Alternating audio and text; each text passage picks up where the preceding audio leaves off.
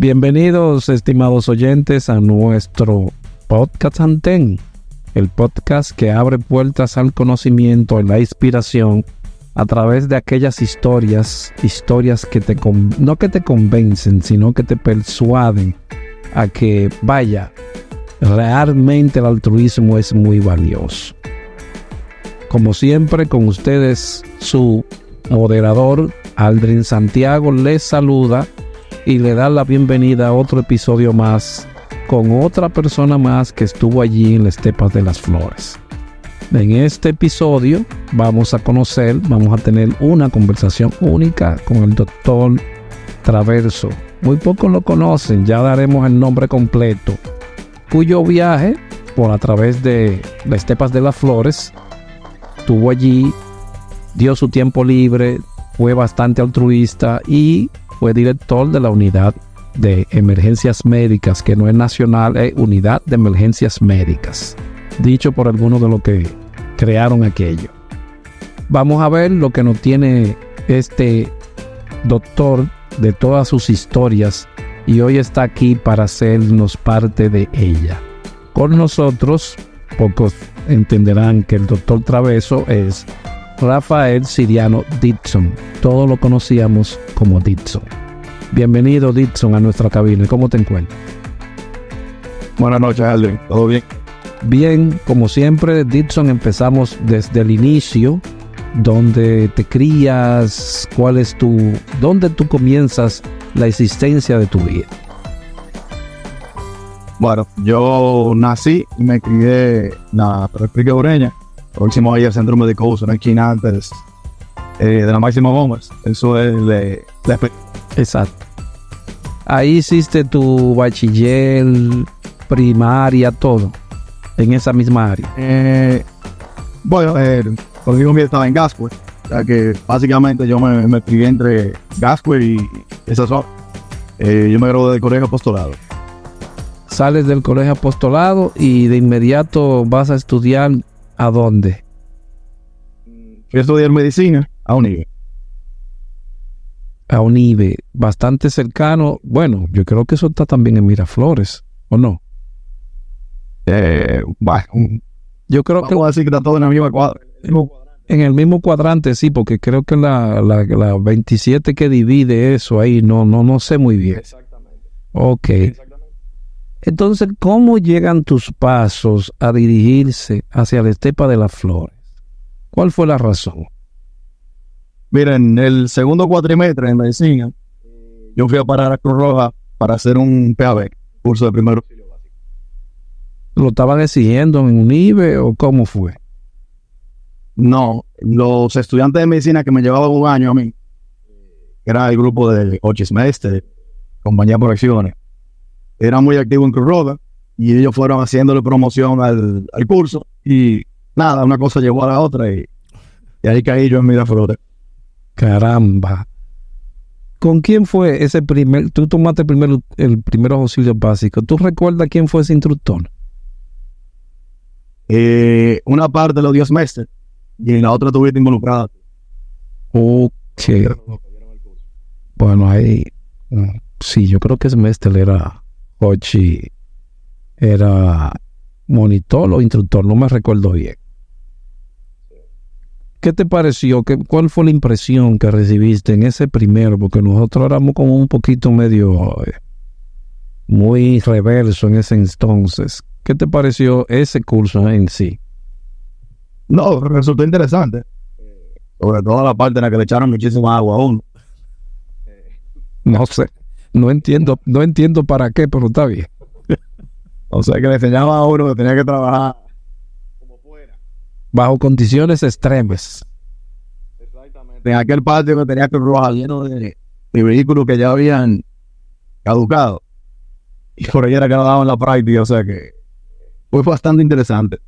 Tanto así que decidí quedarme allá en el después. Te llamó tanto la atención que decidiste quedarte.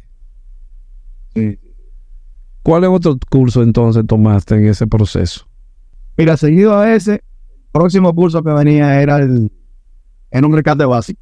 Oye, eso. Ahí. Y yo lo hice de una vez. ¿Con cuál instructor? Con mi segundo curso.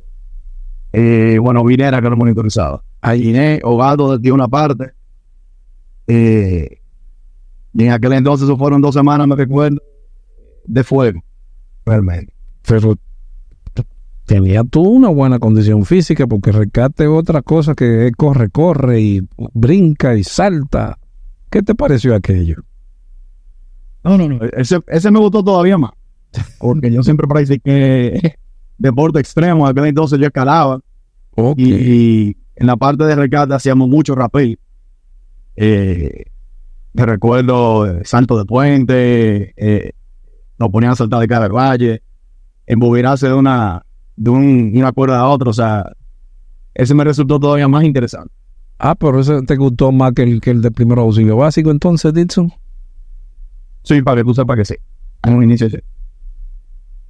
¿Y no te motivó a quedarte en la unidad de rescate? Porque había una unidad de rescate en ese entonces, creo yo. Sí, ya está en la unidad de rescate, pero realmente uno estudiando medicina, Sí. era un poquito difícil como que hice por ahí. Pero yo siempre me mantuve medio orbitando ahí alrededor cuando había prácticas de rescate y eso era bastante interesante. Uno siempre estaba... Tú Yo siempre... no sé ni cuántas veces saltamos del techo de allá de Cruz Roja. ¿Cuál es otro curso entonces tú tomaste? Si recuerdas alguno. Entonces, sí, después hice el ULS. Después hice primer auxilio intermedio. Y hubo un curso que tú mismo fuiste como que lo metiste de primer auxilio avanzado. Entonces también lo hice. Te recuerdo, sí, que ahí fue el prestigioso padre de nuestro amigo, ¿cómo que se llamaba? Dixon. No. Ramón, ¿no te recuerdas? Ok, el doctor Fernández. El de Tol Fernández. Que Dios lo tenga en gloria, exacto. Óyeme, ese fue uno de los mejores temas que Dios el Señor, ¿sabes? Te hiciste instructor inmediatamente. Sí. De todos esos cursos, ¿cuál te impresionó más de todos? El que más te caló, el que más te gustó. Mira, si tú me preguntas a mí, siendo honesto, yo te diría que el PAB. Porque al día de hoy, lo que tú aprendes en PAB lo sigues practicando. O sea, eso no ha cambiado. Y es básicamente lo que yo veo en mi día a día. Aún en un hospital, Dixon. Sí, claro que sí. Lo que es el principio básico del primer auxilio, eso se ha mantenido. O sea, eso ha sido una constante en mi vida. Y como te digo, no ha variado tanto en los últimos años. Por no decirte que no ha variado nada. O sea, abrió una vía aérea, inmovilizar un cuello. Eso, de ahí yo creo que eso marcó el resto de mi vida. Ok. Y porque tú me habías dicho que el de rescate te había parecido bastante interesante, pensaba que te iba a ir por ahí.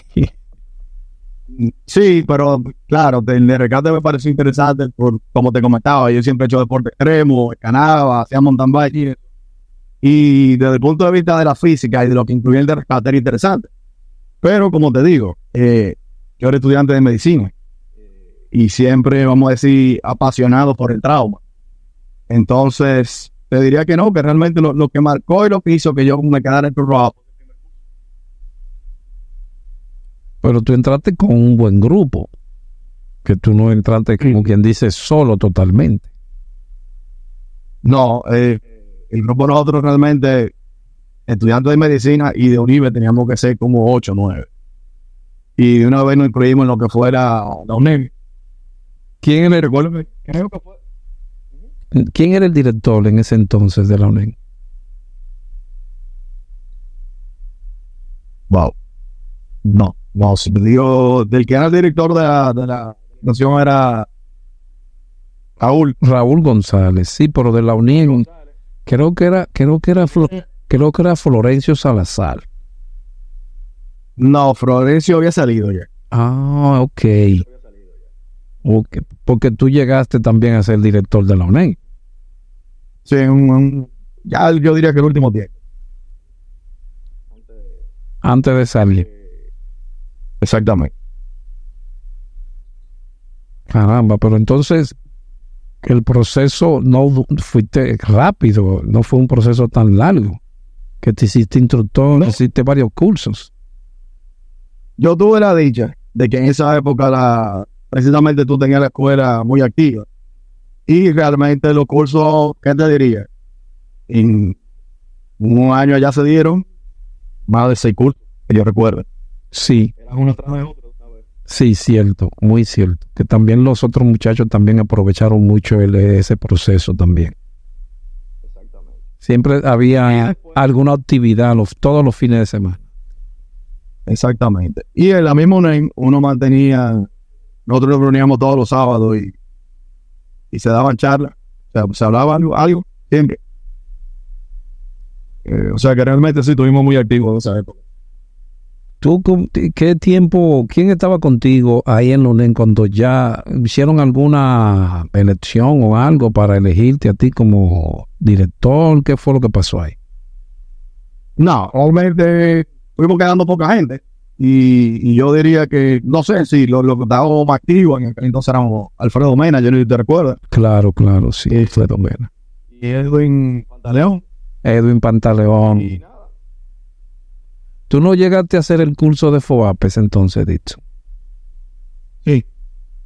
¿Te tocó No, yo hice el FOAPE, pero fue la vez que seguí el curso en Cruz Roja, pero suspendieron la caminata, no recuerdo la razón. Tú no pudiste ir a la caminata. No, por alguna razón la Cruz Roja suspendió la caminata. No me acuerdo si era que había un mal tiempo o que venía algo, pero no se dio la caminata. Pues sí, lo dieron el fin de semana anterior la salsa allá. Y todo lo que conllevaba el FOAPE. Pero la caminata no se hizo por alguna razón. No, que no la recuerdo. ¿Qué te pareció esa experiencia en ese curso con esta gente que, como yo le decía, estos militares frustrados? Bye. Tú sabes que yo también soy guardia, o sea que sí. Realmente a mí en ese sentido no me dieron nada nuevo porque ya yo lo había vivido. O sea que realmente por ese lado a mí ¿Tú te sentiste cómodo? En mis aguas, en lo que uno estaba. No, porque habían algunas personas que se quejaban que esto no era eso, que aquello nada. Pero algunos como tú aceptaban y decían, ok, ¿y por qué se quejan? ¿Y cuál es el problema? Parece que... Mira, lo que pasa es que el socorrista de aquella época era otra cosa. ¿Cómo así? ¿Cómo así? Bueno, porque en Cruz Roja había pocos recursos. Había poco material. No trabajaba realmente con lo que hubiese y como fuera. O sea que yo te diría que para lo que la época mandaba, yo lo veía adecuado. El socorrista era una gente que no se podía quejar. Tú sabes que a nosotros sabíamos mandarnos por servicio y tú sabías la hora a la que tú salías, pero no sabías cuándo volvías.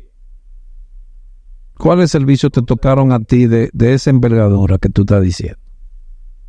Mira, hubo una inundación. Y recuerdo que salimos en aquellas 2 caconas que había allá. Había una que era de la unidad de rescate. Sí. Y la otra que era de socorro. Y salimos. Yo me recuerdo que empezamos en la puya de Arroyo Hondo. Que fuimos a sacar una gente que hubo casi que matarse con ellos para poder sacar. Y acabamos casi por Monteplata. Y eso fue, me recuerdo yo, salimos, ¿qué te digo? 6 de la tarde. Nos agarraron a las 2, 3 de la mañana. Tratando de que la gente, dándole concientización a la persona de que salieran del área. Exactamente. ¿Qué te pareció aquella experiencia? No, como te digo, súper interesante. Fueron cosas que uno la vivió. Me sirvieron para la vida. Después en algún otro momento más adelante en mi vida, cuando el temblor de Haití me tocó ir por parte de la Fuerza Armada. Y como te digo, yo sentí que todo eso que yo había vivido en la Cruz Roja me preparó para como me tocó vivir en ese momento. Porque en una situación de desastre varía la fecha, pero los escenarios son básicamente lo mismo. Bueno, estamos hablando de un escenario totalmente terrible, Cuéntanos un poco de esa experiencia de Haití, porque aquello fue un país Mira, que... lo que me tocaba a mí, Ah, a nosotros nos mandaron fue a Limaní. Y nosotros éramos el hospital, vamos a decir, que lo asumieron las Fuerzas Armadas. Y a nosotros nos tocó, vamos a decir, operar todo aquello que llegó. La gente no tiene realmente ni idea de las condiciones en las que llegaba la gente. Yo fui de los primeros grupos, creo que fui el segundo grupo. O sea que fue con la catástrofe todavía muy reciente. Y yo te puedo decir que aprender a operar en situaciones de desastre no fueron fáciles. danos una idea, someramente una idea de lo que llegaba ahí. Mira, lo que llegaba ahí, te puedo decir, quemadura, aplastamiento, amputaciones, pero de todos los tipos que tú te puedes imaginar. Traumas cerrados, trauma craneoencefálico. Y a eso tú tienes que sumarle que estábamos trabajando en sitios que no teníamos condiciones. Que recuerde, aparte de eso, en un momento me mandaron, había como un hospital de avanzada, que era en una casa, como una fundación americana que había, que le habían hecho como, vamos a decir, una clínica de campaña.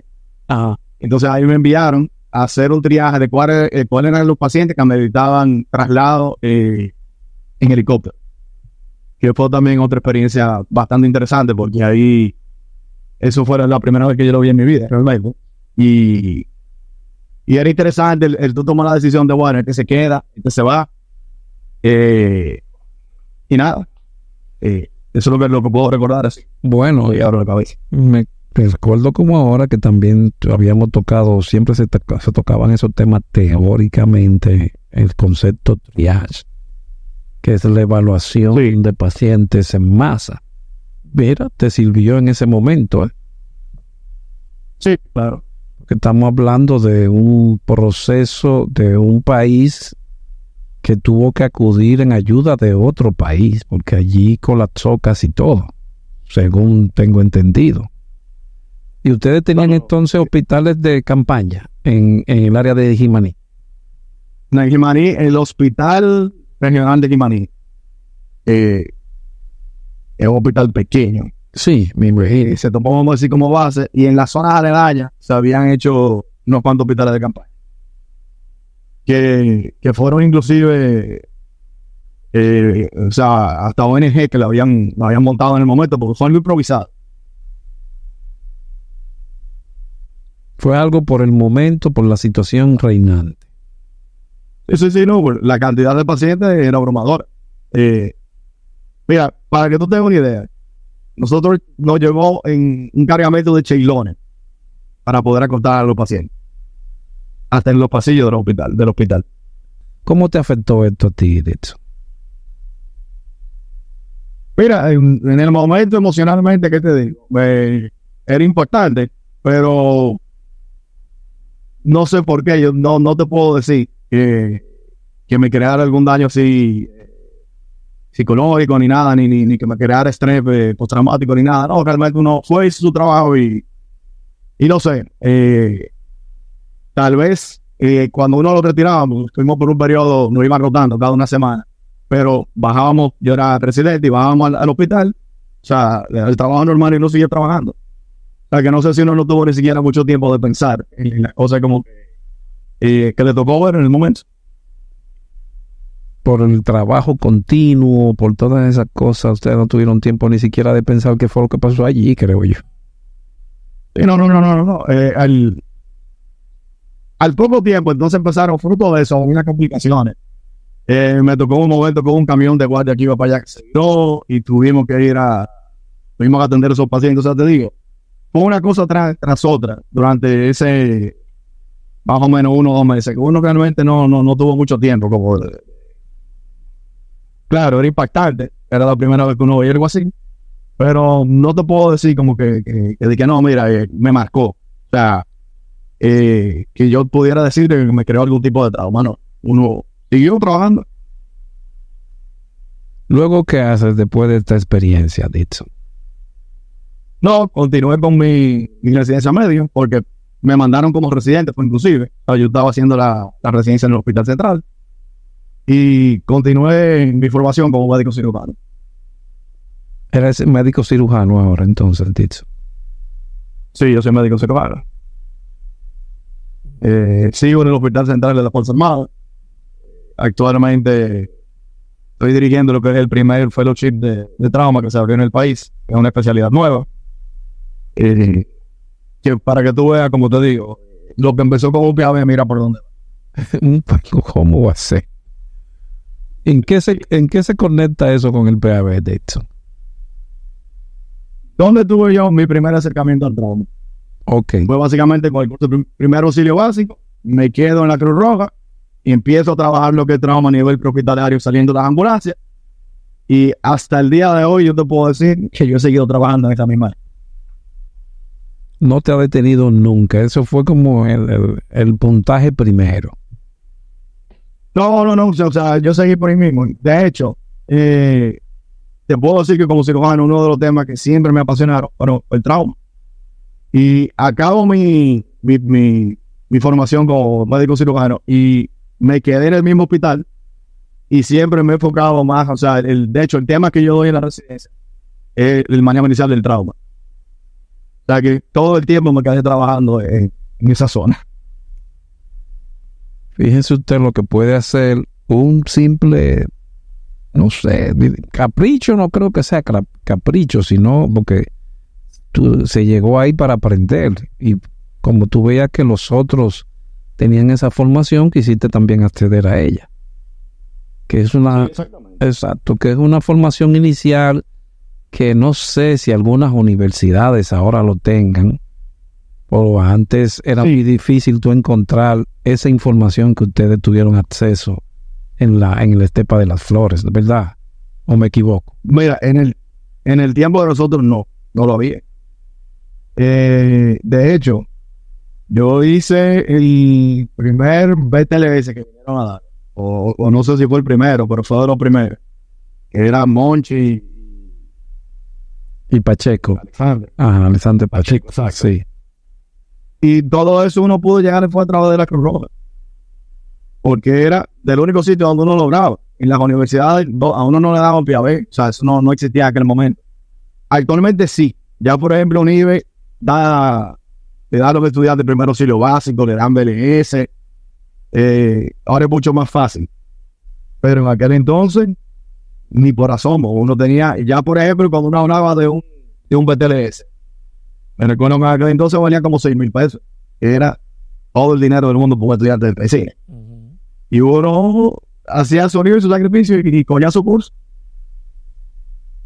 Que ahora entonces las universidades están llenando ese espacio. Sí, por lo menos de la parte, vamos a decir, básica. Sí, porque ya la TLS llegó al país. Vi el Colegio Dominicano de Cirujanos y se está dando regularmente, gracias a Dios.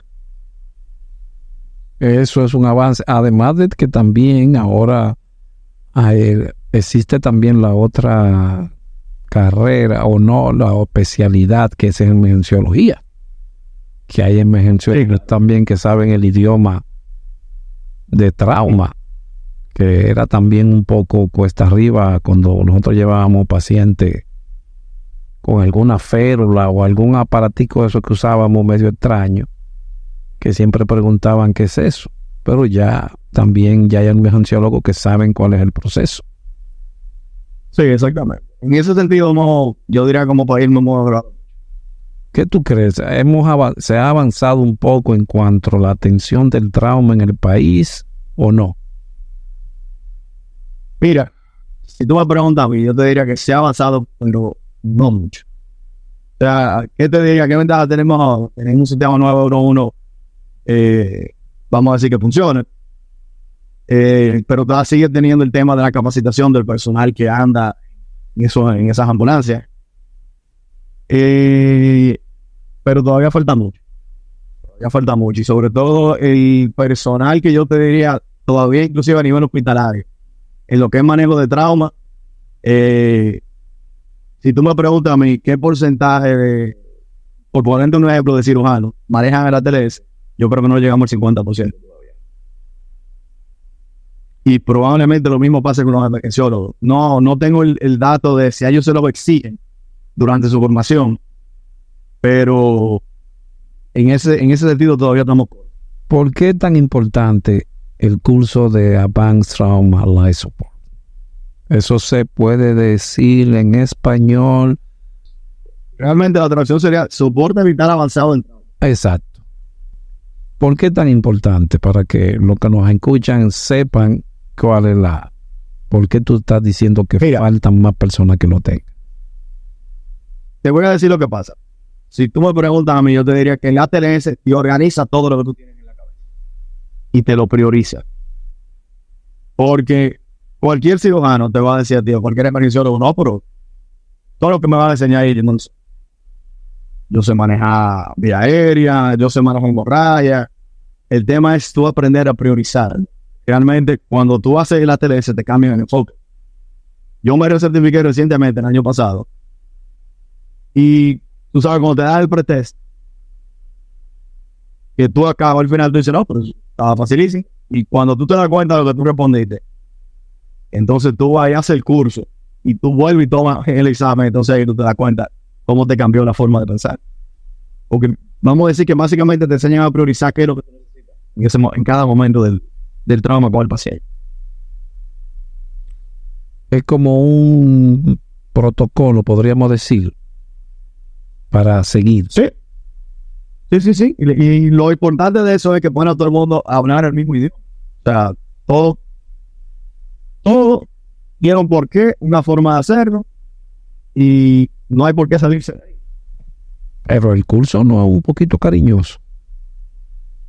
Un poquito no es cariñoso. Ese te puedo decir que sería el primer impasse, que la razón por la que no se ha pacificado. Pero al final, ¿qué te digo?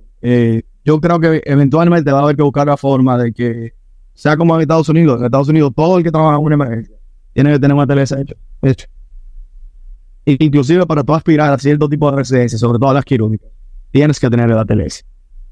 Es que tenemos... Y con el agravante sí, de que hay que recertificarse cada X tiempo. No, porque... O sea que no todo es para siempre.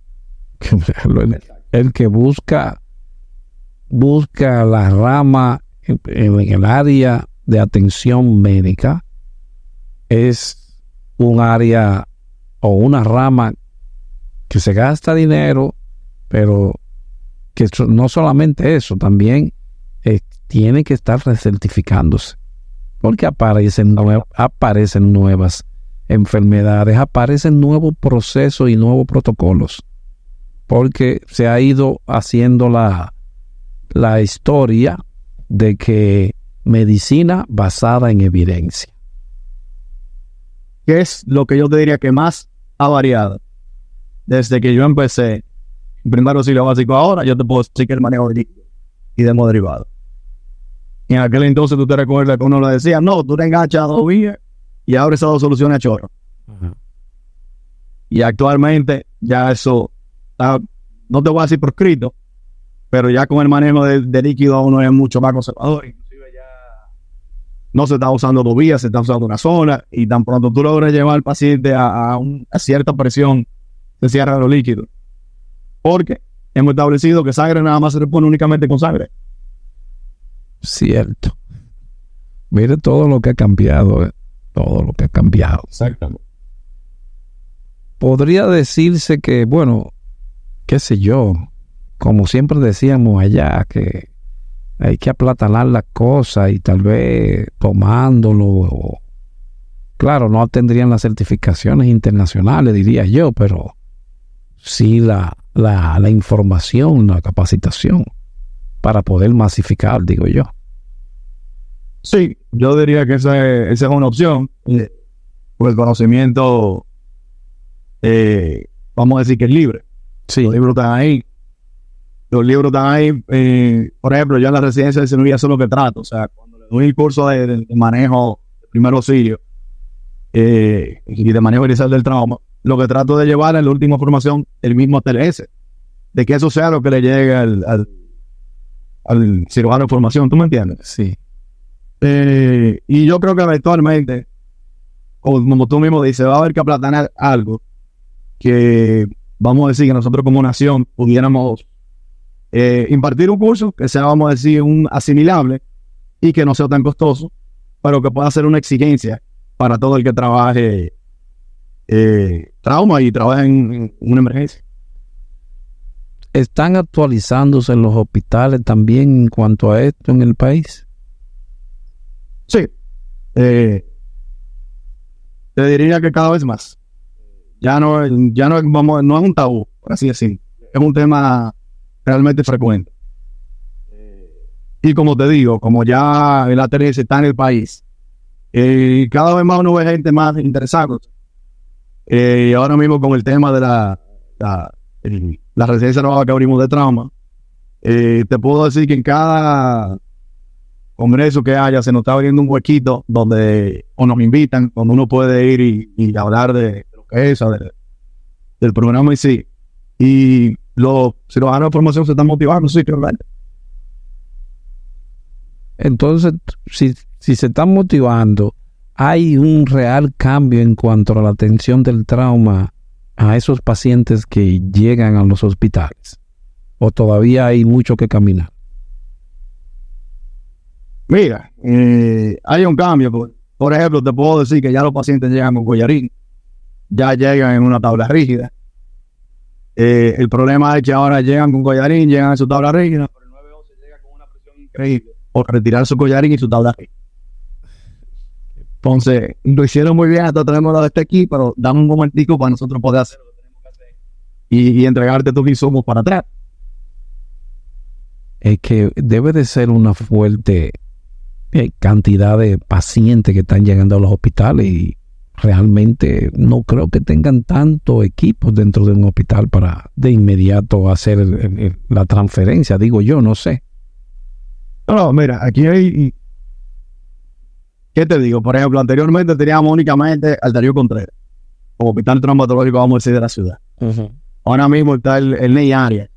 Yo creo que puede ser que le haya quitado el 50% del flujo, vamos a decirlo así. Pero igual, siguen siendo dos hospitales para la cantidad de accidentes que hay por ejemplo, en la ciudad de Santo Domingo. Lamentablemente, nosotros seguimos ocupando el país número 1 en muerte por accidente de vehículos de motor. Porque la estadística de nosotros no es favorable. Que no es favorable y tampoco estamos hablando de que los hospitales que mencionaste quedan en la capital. Hay uno que es el Juan Bosch que queda en La Vega, pero esos son 3, si mencionamos son 3 de trauma y podemos... En Santiago tiene 1. 4. Y actualmente hay varios en Concepción. Realmente las autoridades de ahora le han puesto mucho enfoque. O sea, se le está prestando atención, te puedo decir. Ok, porque se van a crear más hospitales de traumatológico entonces. Sí, hay uno en Asua, hay ahora mismo en construcción y tengo entendido que para el área del este, Higüey, Bávaro, por ahí, por esa zona hay uno.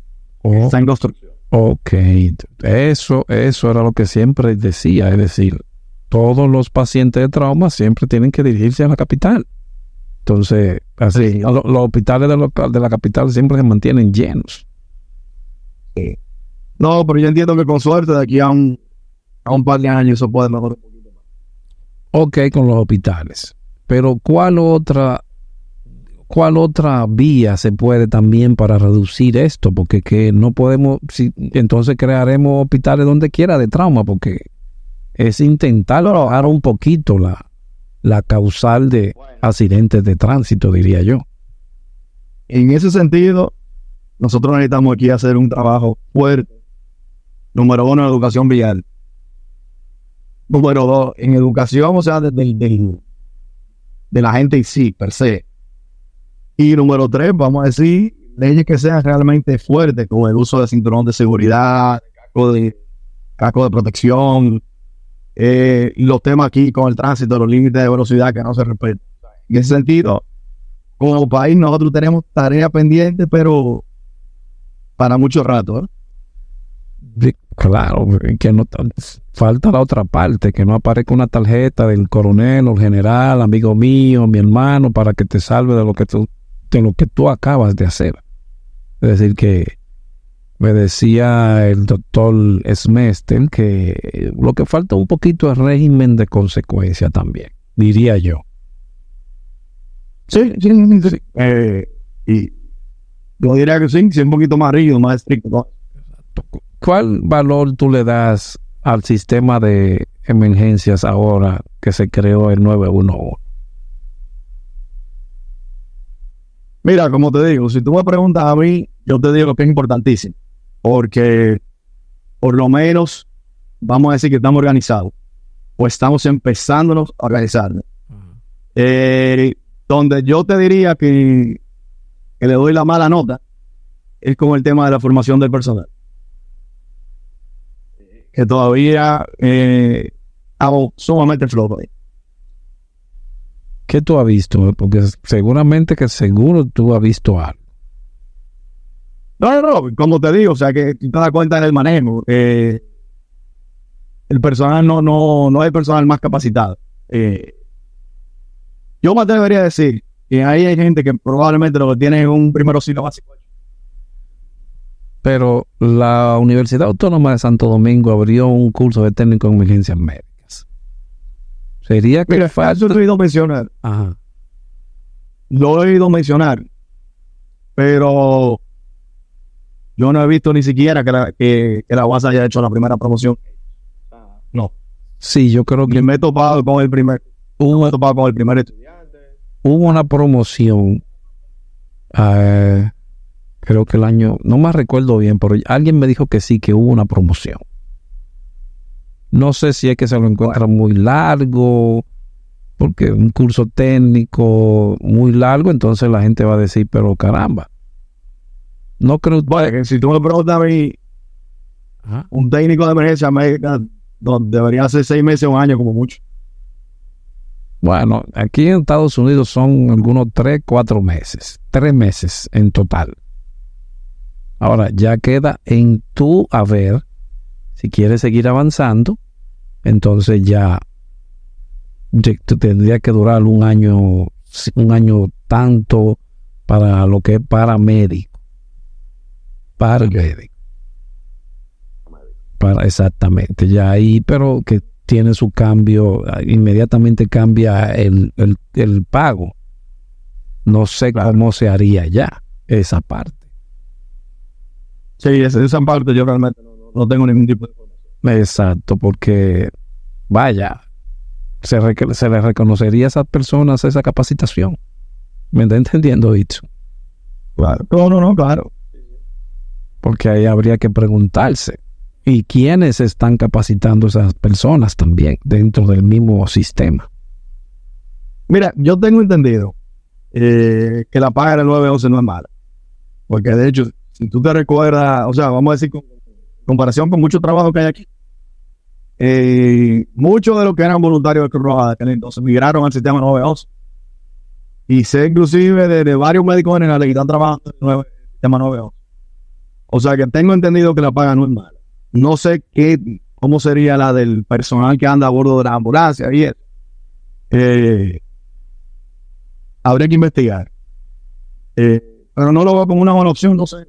Yo creo que el que se enfoca por ese camino, en un futuro va a tener trabajo. Porque hay dos cosas. En este país, el trauma nunca va a desaparecer. Y cada vez más nosotros vamos a decir, un poquito encaminados a organizar. Bueno, ya existe, ya está ahí. Y la gente, creo que el día que le quiten eso, peleará un poquito, ¿verdad? No creo que se quede callado. Bueno, cuando tú oyes a la ciudadanía hablando, ellos tienen buenas en la realidad. Y cada vez más en los pueblos del interior la gente lo exige. ¿Tú te recuerdas que inicialmente era aquí en Santo Domingo y después en Santiago? Ya, por ejemplo, yo sé que en las zonas aledañas de la ciudad, en Yamasaigo 1, en Monteplata, o sea que se ha ido expandiendo. O sea, que, como te digo, yo creo que para el que se vaya por el camino de hacer técnico de emergencia médica, trabajo va a tener. ¿Te ha tocado recibir pacientes con ellos? ¿Lo presentan bien? ¿Escriben todo? ¿Hay un proceso bien formativo en cuanto a la presentación del paciente en el hospital? Mira, yo he tenido roces con él. Y, o sea, que hemos estado juntos en la emergencia y sí lo presenta. No te puedo decir que yo me siente, o sea, no me he puesto nunca a escuchar detenidamente la forma en la que lo estaba haciendo, pero yo te puedo decir que sí, que es adecuado.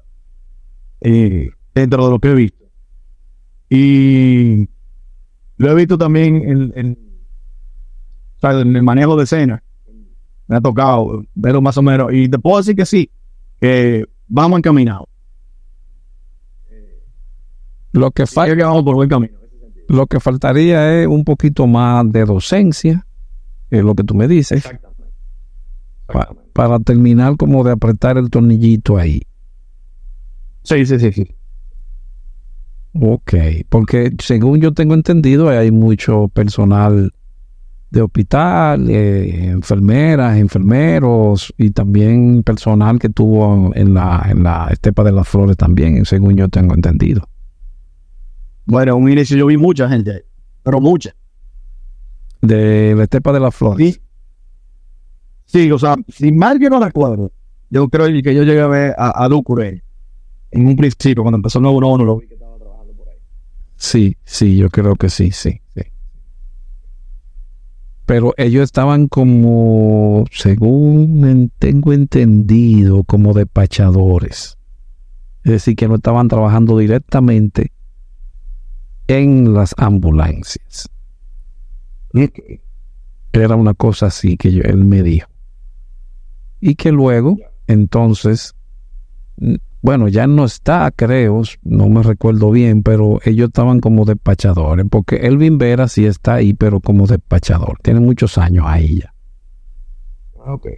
Tiene unos cuantos añitos. ¿Cómo ha ido esta partecita dentro de los hospitales a nivel intrahospitalario? Esa atención.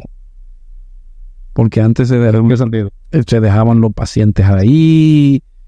Yo trabajé un tiempo en el NEI Área Lora y sé que había un área de emergencia, el área de emergencia, pero había un cuarto que ahora se me fue el nombre. Sí, ellos tenían un área como de triaje. No triaje, sino que el cuarto de emergencias reales. ¿Tú me entiendes? Que ahí era que todos los hospitales tienen esta parte ahora mismo. No, todos no. Oh, no, realmente hospitales que tengan una emergencia, vamos a decir, completa y vamos a decir full, tú sabes que no son tantos. En mi caso, por ejemplo, nosotros en el Central sí la tenemos. En el Arias, el mismo Darío Contreras, que creo que inclusive la remodelaron recientemente. No te sabría decir. Básicamente son lo que yo manejo, lo que te puedo decir. ¿Se siguió el proceso de hospital seguro o eso se detuvo ya? Porque en el área se creó hasta una oficina de gestión de riesgo hospitalario, todo eso. Algunos hospitales se olvidaron de eso o se ha mantenido esa parte. Mira, yo realmente no manejo mucho esa parte, pero yo sí te puedo decir que desde el Ministerio de Salud Pública sí se ha seguido todos esos programas. Cada vez más se van exigiendo en los hospitales. Porque es una realidad. Es un país propenso a desastres, a fenómenos atmosféricos, pero también puede ser a un que otro problema telúrico y se vean afectados algunos hospitales que no están totalmente, bueno, no hay ningún edificio totalmente seguro en cuanto a un terremoto, diría yo. Yo sí te puedo decir que en los últimos años sí nos ha visto que se han marcado las rutas de evacuaciones, que se han hecho ciertos planes, vamos a decir, de contingencia. Esa parte sí, en eso yo sí te puedo decir que como país yo entiendo que se ha mejorado, porque uno ve, por lo menos ya es un tema que se trata. Sí, porque antes no se trataba. Yo no sé si tú te recuerdas aquellos simulacros que se hacían. Sí. y son un desastre. O sea, yo me recuerdo de un simulacro que fuimos en la UAS. Y yo vi que una ambulancia arrancó con la puerta abierta y el paramédico que quedó agarrado de la... Parecía una chichigua. Pero eso fue la de allá. No fue de allá, fue de otro lado. Ok. Pero yo me recuerdo que cada vez que había un simulacro, eso era una cosa apoteósica. O sea que no, en ese sentido sí ya hemos progresado. Yo te diría que bastante. Porque por lo menos, como te digo, ya se toca el tema. En mi caso, en el hospital de nosotros se estuvo trabajando fuertemente con esto. Que se hicieron las brigadas, que se explicaron las funciones de cada uno, que se determinaron las áreas donde uno tenía que salir. O sea que si yo te hablo de mi experiencia, en donde yo trabajo, sí se ha progresado bastante en ese sentido. Bueno, sí, porque también hacen una parte, porque yo trabajé en ese plan del área de expansión dentro del hospital, en caso de que tengan que utilizar otras áreas. Es bien largo. Es bien largo el proceso de crear el plan de emergencia intrahospitalario. Pero es bueno porque nadie está exento a cualquier emergencia. Y un hospital no está exento a eso. Por eso pregunto. En el área... Realmente, yo te diría, si enfocándonos por ahí, que hay una preocupación que yo siempre la mantengo, porque nosotros como país hemos manejado situaciones, pero yo te diría que gracias a Dios nunca nos ha tocado como un desastre de gran magnitud. Y no sé qué tan preparados estaríamos nosotros. La respuesta que se dio a Haití, ¿tú crees que no estemos tan preparados para darnos respuesta a nosotros mismos? Internamente, con una situación así. Mira, si tú me preguntas, yo no te diría que el tema va a ser la cantidad de daño ante una situación así. Lo que a mí me preocuparía. O sea, yo te diría que habría que pensar que qué quedará en pie para uno poder ver por dónde arrancaría. No sé si tú me entiendes. Sí, el escenario completo, ver el escenario completo. Exactamente, porque yo te diría que fácilmente aquí vamos a decir, algo mediano rebasaría la capacidad de atención de nosotros muy claro. Concho, es una realidad chocante. Es una realidad chocante. Sí. Bueno, se ven los casos ahí cuando suceden estos accidentes aparatosos principalmente la zona del este, que son autobuses con muchos pacientes. Esto provoca un caos, ¿no es verdad? Sí, claro. Porque los pacientes tienen que salir del área porque no hay un hospital traumatológico para la atención. No, básicamente, tú puedes decir, cada vez que pasa algo en esa zona, la romana te recibe en una parte. Y de ahí, vamos a decir que siguen bajando hasta que llegan aquí a la ciudad. Y va a llegar a todas las partes, a todos los hospitales de la ciudad. Al central, al NEI, a todos. Sí, claro. Y eso, por esa razón es que tú dices eso, que tú no sabes si estamos seguros en cuanto a la atención. Yo no es seguro en cuanto a la atención, es la capacidad que uno tendría de respuesta. Okay. Yo te puedo decir, por ejemplo, la calidad del personal está lo que es los recursos, es lo que a mí realmente me preocuparía. Bueno, es mucho que decir porque ya tú tienes unos cuantos años en esta área de atención y sabes lo que estás hablando. Porque esos primeros años allí dentro te dieron la visión de poder tener todos esos cálculos, porque uno se le queda eso en la cabeza, siempre está mirando, no puede estar en un sitio tranquilo sin estar mirando por dónde está la puerta de emergencia, por dónde está aquello y todo eso. Sí, a uno le queda eso. Sí. Y que uno termina porque no le gustan los momentos. Pero tú tienes también ese trauma. No, a mí, yo soy una gente que yo prácticamente no voy a conciertos. Pero íbamos señores, entiendan algo. Nosotros íbamos a conciertos, íbamos a muchos, pero era a la atención de las personas que estaban ahí. Pero yo me he quedado traumado que yo no me gusta ir a esos molotes, a esa cantidad de personas. No me gusta. Para nada. No. ¿A cuánto tú fuiste de eso, Tilson, allá en la Estepa de las Flores? Me tocó ir a 2 festivales presidentes. Pero tú estuviste también en los festivales presidentes. Sí, yo llegué a 2 festivales presidentes. ¿Qué te pareció esa experiencia, Tilson? Bueno. Mucho trabajo. Lo único que no puedo decir. Mucho trabajo y mucha gente contenta. Mucho trabajo. Exactamente. Me tocó uno de Rubén Blades, que cuando también, que fue ahí en la Fortaleza Osama. Sí, me recuerdo de eso. La primera vez que yo iba a hablar de aventura en mi vida, me tocó ir a un congreso con la Cruz Roja, que fue en el Olímpico. Ese fue en el Olímpico, no me recuerdo de ese. De hecho. Con el Estadio Olímpico. Que realmente no ni sabía quién era esa gente. No. Nosotros no conocíamos esa parte. Claro, en esta parte se trabajaba junto a otros organismos en total acorde, pero la que tenía más equipos y todas esas cosas era la Estepa de las Flores, con tienda de campaña y todo aquello, y la atención se daba ahí. Es decir, que todo lo que pasó el doctor, él lo había pasado anteriormente en situaciones como la que estamos recordando ahora. Si tú te pones a dar... Sí, pues tú te recuerdas que trabajábamos mucho en conjunto con la Defensa Civil. Sí. Pero básicamente lo que hacíamos era que la Defensa Civil traía a los pacientes a la tienda de la Cruz Roja y uno lo atendía allá adentro. Exacto. Pero entonces eso te preparó bastante bien, Dixon, a ti.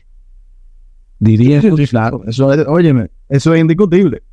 Eso, y tú tienes una gente como Gando atrás. En lo que tú estabas trabajando, jugando por ahí, preguntando cosas que tú querías como virarte y darle que lo sigue, ¿no? Dixon, de esas personas que tú conociste ahí dentro, ahora se habla mucho de esa palabrita anglosajona de influencer. Tú tuviste, porque los influencers de nosotros eran en carne y hueso. ¿Tú tuviste algún influencer dentro de las filas ahí en la Estepa de las Flores? Mira, yo te podía decir, si tú me dices una gente en específica, te diría que no. Ahora, yo sí te puedo decir que el nivel que se manejaba dentro del UNED motivaba que uno cada vez quisiera hacerlo. Porque yo no te diría que era como una competencia, pero uno, en el UNED, mientras más formación tú tuvieras, vamos a decir que mejor tú te sentías. Entonces, tú te sentiste influenciado por ese conglomerado de personas que habían dentro de esa unidad. Sí, claro que sí. Eso, indudablemente. Había que estar capacitado, o había que estar capacitándose en todo momento, claro, también. Sí. Eso era indiscutible. Caramba, ¿qué te pareció esa experiencia dentro de esa unidad con las personas que habían ahí? Y ya tú también como encargado de ella, en un momento. No, mira lo que te digo. Yo te puedo decir que para mí Cruz Roja fue como el primer trabajo. Tú me dices a mí, oye, ¿dónde tú atendiste tu primer paciente? Y evidentemente fue la Cruz Roja. Yo te diría que el amor a la medicina se fue acentuando por ahí. Y como te dije, o sea, el amor al trauma, a trabajar pacientes politraumatizados, perderle miedo a la sangre, lo que fuera tú aprender a moverte dentro de una ambulancia, tú logras canalizar a un paciente, tomarle la presión, o sea, eso fueron cosas que marcaron mi vida. Y después, dentro del mismo ámbito de la Cruz Roja era un sitio que te hacía fuerte realmente. Porque en la época de nosotros, como decía Bailey, el mismo mando, el socorrista, yo no sé si es que era un superhombre, pero tú tenías que estar dispuesto a todo y a trabajar como fuera. Hubiese comida, no hubiese comida, o sea, eso es algo que te marca para la vida entera. Yo creo que en mi caso, haber pasado por una Cruz Roja es una experiencia de vida, porque realmente me fortaleció el carácter. Y las veces que me tocó, como te digo, me tocó ir en aquel momento con el terremoto de Haití y fue como que una parte más, porque ya uno venía metido en ese mundo. ¿Qué te digo? Tú, como tú mismo hablaste, mira, te tocó ver lo que era el triaje, pero también me tocó ver el triaje, pero yo tenía ya 6, 7, 8 años yendo lo que era el triaje. O sea, para mí no fue como que yo fui, ay, me topé de golpe con él, no, mira, esto es esto. Sí, porque era lo que estábamos hablando anteriormente. Las universidades ahora que han ido incluyendo algunas cuantas cositas, pero en esa época, triage, ¿qué era eso? Que eso no se tocaba en ningún otro lado. Exactamente, y le explicaba a uno lo que tú tenías que elegir el paciente, el que era el rojo, el amarillo, el azul, y en base a eso, el nivel de emergencia. Claro, se daban en teoría, pero esas atenciones en esos conciertos, ahí uno aplicaba triage también, ¿me entiendes? Sí. Claro. No, y tú aprendes a trabajar con 700 gente alrededor tuya, que a veces habían 2 peleando y tú tenías que estar atendiendo a la gente. Eso no era fácil realmente. Pero que todo eso fue lo que te fue preparando realmente a lo que es el doctor hoy, ¿me entiendes? Exactamente. Sí. Algo así. Ya tú... Mira, yo te diría que lo que es coger la cabeza del paciente como team leader, yo lo aprendí en la Cruz Roja. Te tocaron siempre casos en que tú eras... Bueno, señores, para que entiendan un poquito, hay un proceso de atención al paciente y siempre se decía en las prácticas, no con la persona, sino en la práctica en el curso, era que el que estaba en la cabeza era el team leader, porque solamente tenía que tener en cuenta inmovilizar el cuello, pero él podía ver todo el paciente y ver a las otras personas que estaban con él en el proceso de la atención lo que estaban haciendo. Y en esa atención él podía decir, hey, te faltó aquello, tiene que... En ese caso, para que la gente tenga una idea, te tocó siempre ser esa parte a ti. Yo no siempre, era, vamos a decir, con mucha frecuencia. Recuerda que en un momento nosotros hacíamos servicio prácticamente diario. Y entonces, o sea, diario me refiero que había un miembro del UNEN por día, fijo. Y lo que se hacía era que el miembro del UNEN se quedaba como team leader, usualmente cuando se salía en la ambulancia. Entonces sí, uno, ¿qué te digo? Mucho porcentaje muy alto de veces sí, uno era el team leader. Siempre hubo un tiempo que ustedes solicitaron una ambulancia, se la dieron. ¿Qué fue lo que pasó ahí, Dixon? Que no me recuerdo bien. Bueno, no estaba asignada a la unidad. Realmente quedaba a disposición diaria. Nosotros teníamos una ambulancia 24/7. Pero era la de la unidad. Lo que pasa es que siempre estaba disponible. Pero no fue como que la asignaron directamente a nosotros, ¿no? Ok. Y claro, todo el mundo tenía que tener su insignia y todo aquello, pero señores, eso era con el dinero de ellos, no de la institución.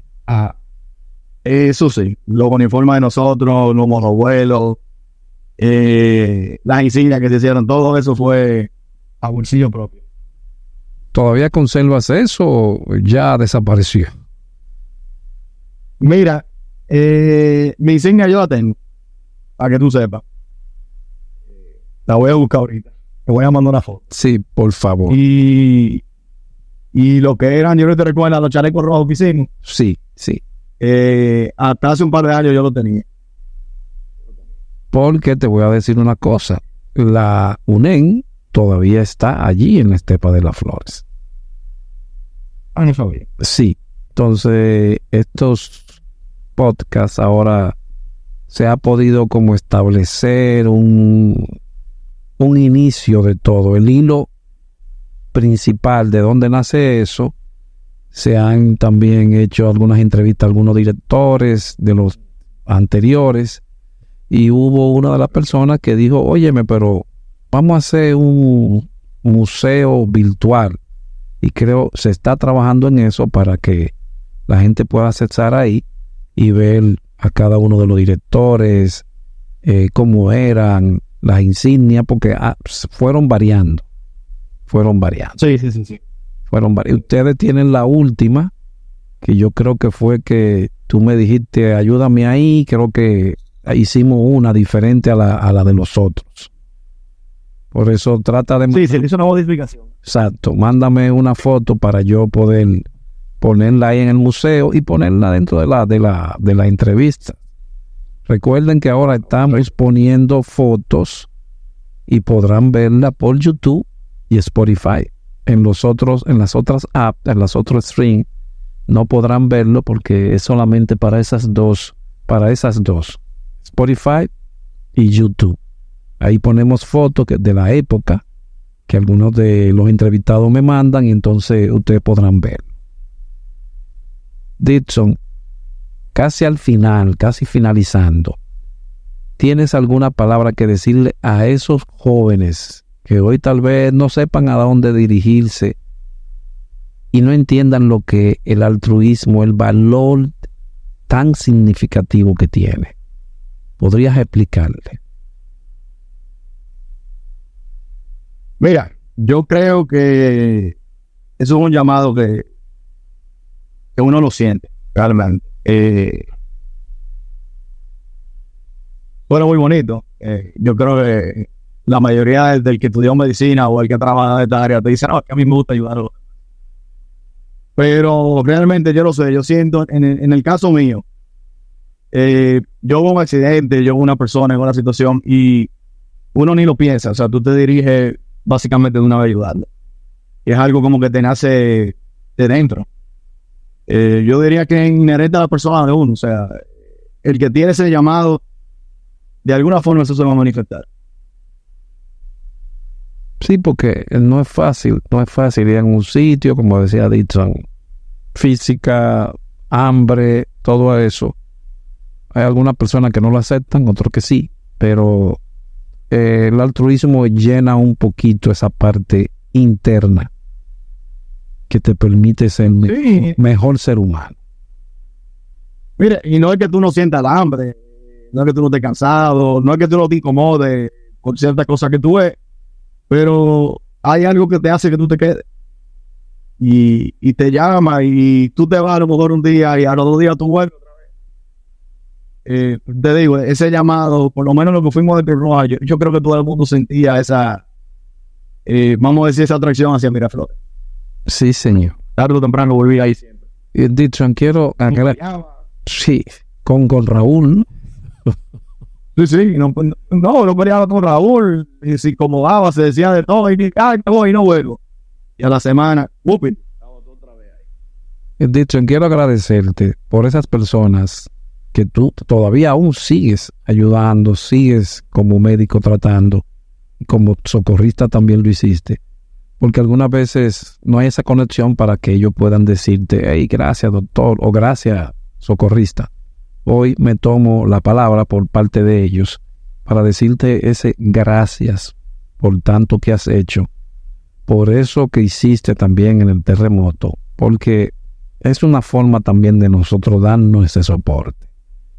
Y una pregunta que siempre hago, Dixon, es cuando tú dices esos cuentos con personas que no son del entorno de la Miraflores, todo lo que hiciste allí, toda esa cosa, esas personas te creen todo lo que tú hiciste.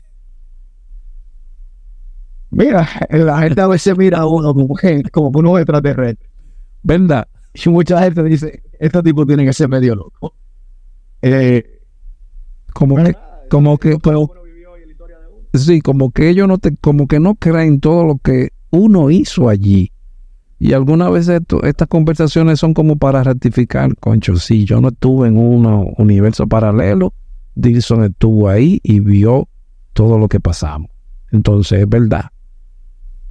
por eso te hago la pregunta, porque me pasa mucho que no, nosotros íbamos a tal sitio. Esto como que no creo mucho cómo esta gente pudieron hacer tantas cosas en tan poco tiempo. Realmente, Y yo creo que sí, dime. nosotros tenemos que agradecerte a ti por el podcast, porque realmente yo me topé con él de casualidad. ¿Cómo va a ser? Tú no sabías. ¿Cuál fue esta entrevista que tú escuchaste? Mira, yo creo que yo empecé fue por la de Laura Sosa. Oh, sí.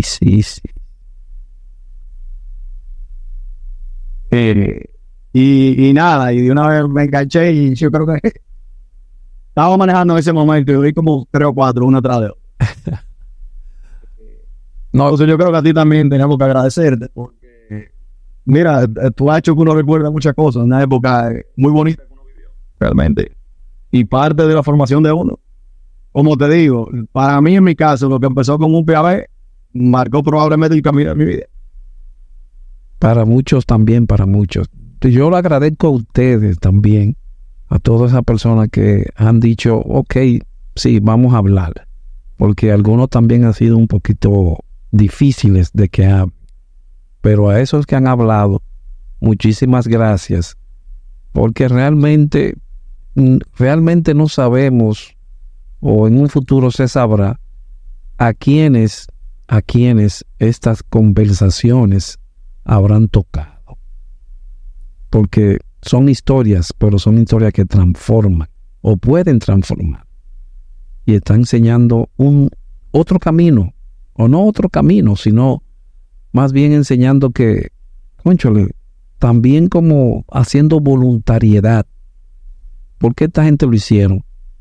Realmente, si le preguntamos a Dilson, tal vez diga, no sé, pero estábamos ahí y sin duda todos disfrutamos, porque Dilson, tú lo disfrutaste también, ¿o no?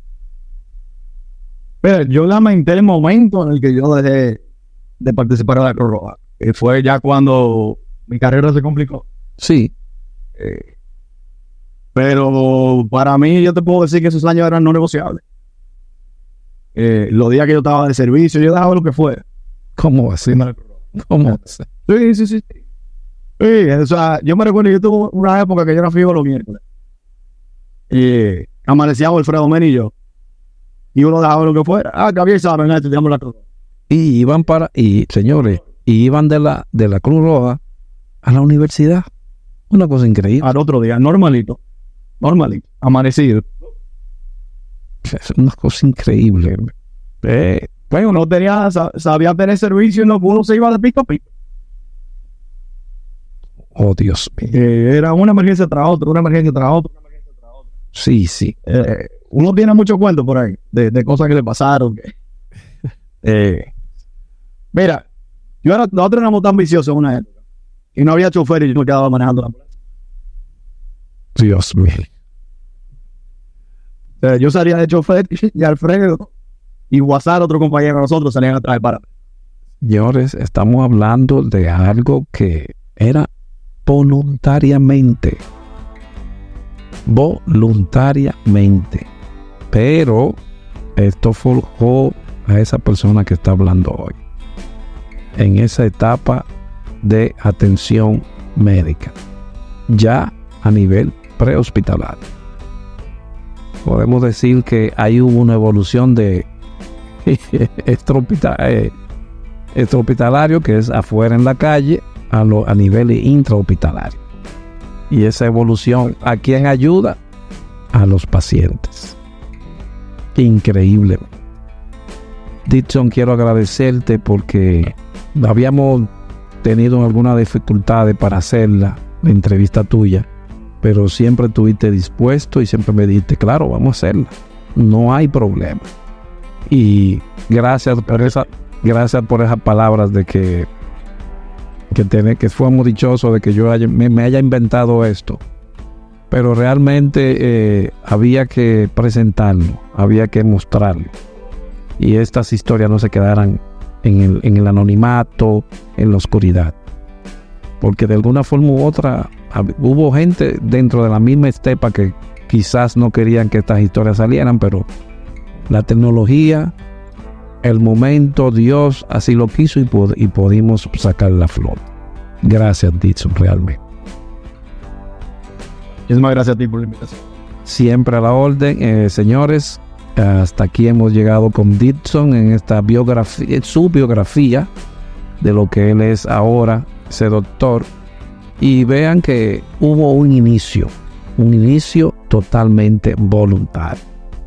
Gracias por su escucha a todos y, como siempre digo, gracias totales.